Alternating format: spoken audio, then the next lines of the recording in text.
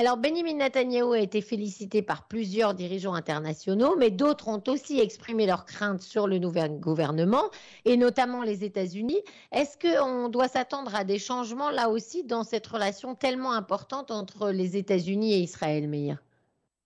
Non, d'abord, je ne pense pas qu'il va y avoir des changements importants. Après tout, vous savez, Netanyahou pourra dire, à juste titre d'ailleurs, ça, c'est le choix de mon peuple, hein. Nous sommes une démocratie. Donc, à partir du moment où nous avons eu donc un vote démocratique, ces partis sont tous, même les plus extrêmes, sont des partis légaux, hein, qui ont fait campagne, qui ont été autorisés par la commission électorale en Israël. Et par conséquent, je ne pense pas tellement qu'il y aura grand-chose à dire, hein, qu'il y aura grand-chose à dire.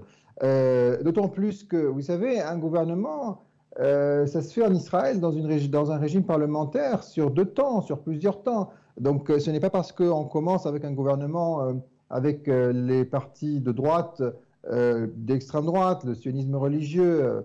Ça ne veut pas dire que ça va perdurer pendant 4 ans. On peut très bien envisager, par exemple, dans un an et demi, le départ d'une faction du gouvernement et puis l'intégration d'un Benny Gantz, d'un parti centriste, parce qu'on a besoin de ses compétences en matière de défense à l'approche, par exemple, je dis ça comme ça, d'une confrontation militaire avec l'Iran, ou parce que le climat international l'exige, ou parce que tout simplement les exigences de la droite extrême ne sont plus tellement acceptables pour le parti Likoud, qui est un parti, j'ai envie de dire, modéré, hein. C'est une droite tout à fait classique et traditionnelle, il n'a absolument rien d'extrémiste. Et donc il pourrait très bien mieux s'entendre avec le bloc pour l'État de Benny Gantz et Gideon Sa'ar plutôt qu'avec des partis avec quand même une liste un petit peu difficile à gérer et très peu de personnes aussi compétentes. On se demande aujourd'hui qui aura quoi comme ministère.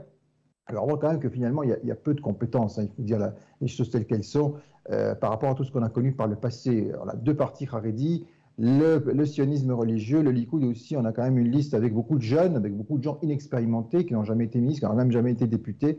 Donc peut-être que ce serait une raison pour faire appel à un parti centriste ou en tout cas un parti avec des compétences, des gens qui s'étaient imposés au cours des dernières années à la tête de ministères ou d'institutions publiques. Donc un gouvernement, ça peut se faire sur plusieurs temps. Je ne pense pas que cela aura le moindre impact sur la relation avec l'allié américain.